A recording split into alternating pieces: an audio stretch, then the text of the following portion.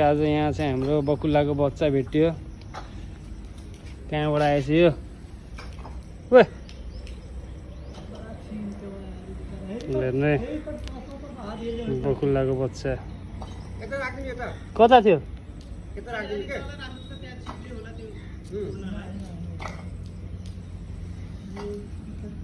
ओए ओए ओए